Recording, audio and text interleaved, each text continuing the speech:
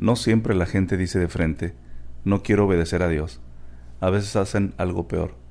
Dicen que aman la ley de Dios, la citan, la defienden, hablan de ella, pero cuando esa ley choca con sus deseos, no se someten al mandato.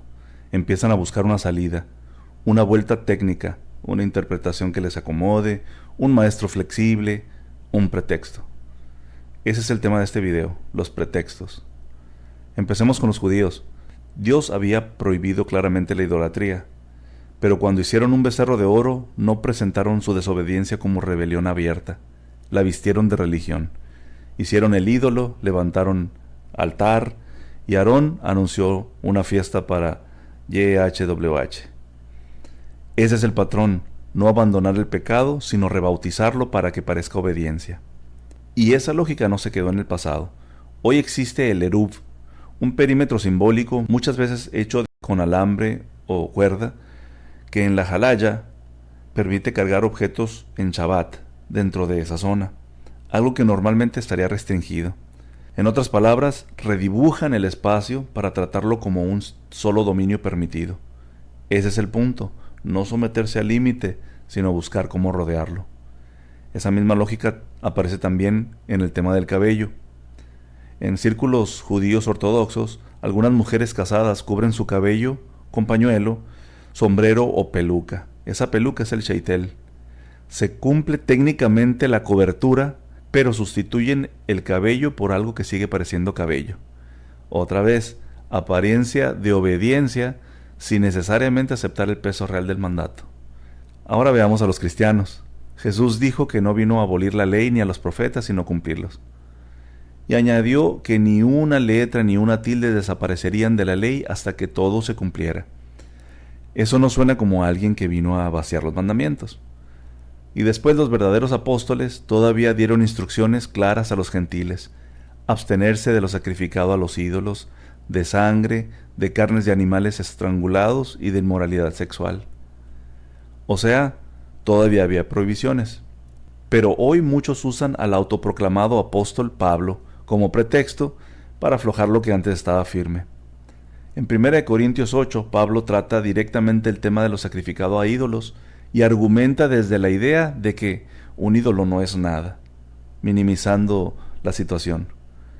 Y en 1 Corintios 10 dice que se puede comer todo lo que se vende en una carnicería sin preguntar nada, y que si un incrédulo te invita, puedes comer lo que te ponga delante.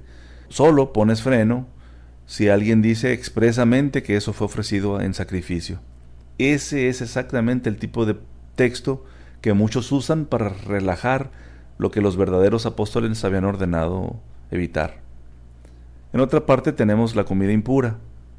Pablo, otra vez, dice que nada es impuro en sí mismo, y en una carta añade que todo lo que Dios creó es bueno, y no debe de rechazarse si se recibe con acción de gracias. Así, muchos usan esos textos para olvidarse de cualquier restricción alimentaria anterior. Y en la circuncisión el choque es todavía más fuerte. En Génesis, la circuncisión aparece como señal del pacto con Abraham y su descendencia. Pero otra vez Pablo dice que si se circuncidan, a Cristo no le servirá de nada. Y también afirma que estar o no circuncidado no cuenta para nada. Por eso muchos cristianos usan a Pablo como pretexto para vaciar lo que antes estaba presentado como un pacto. Y si quieren un ejemplo para las mujeres, también lo tienen. Pablo dice que la mujer que ora o profetiza con la cabeza descubierta deshonra su cabeza, y que si no se cubre, entonces que se corte el cabello. Pero cuando ese texto incomoda, aparece la salida de siempre. Volverlo cultural, o de otra época, o ya no es obligatorio, o era solo para un grupo de personas. O sea, usan a Pablo solo cuando les conviene. Otra vez el mismo patrón. Ahora veamos a los musulmanes. Aquí también aparece exactamente el mismo problema. El Corán describe a gente que cuando es llamada a Alá y a su mensajero para que juzgue entre ellos, se aparta. Pero si el fallo les favorece, entonces sí vienen obedientes. Y Alá jura que no creerán de verdad hasta aceptar al mensajero como juez, sin resistencia interna y con sumisión completa. Y además expone la raíz del problema. Hay quienes toman sus propios deseos como Dios. Ese es el patrón de siempre. Primero el deseo, después el pretexto. Por ejemplo, pasa con la música. El Corán menciona al Ajo al-Hadith, y la Sunna trae el Hadith de Bukhari sobre gente de la Umma que considerará lícitos, entre otras cosas, los instrumentos musicales. Pero aún así muchos salen a buscar cualquier voz complaciente que les diga, no, eso no significa eso.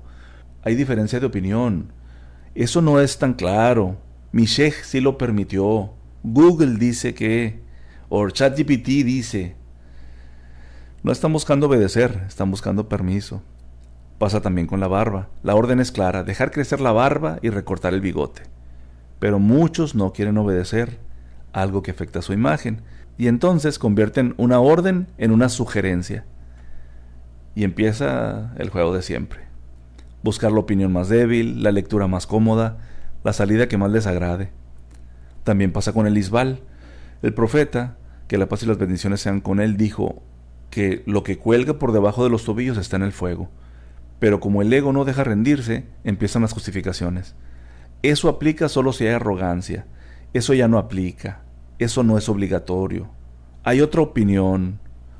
Otra vez lo mismo. No buscan someterse al texto, buscan sobrevivir al texto sin cambiar. Y pasa también lo mismo con algunas mujeres musulmanas.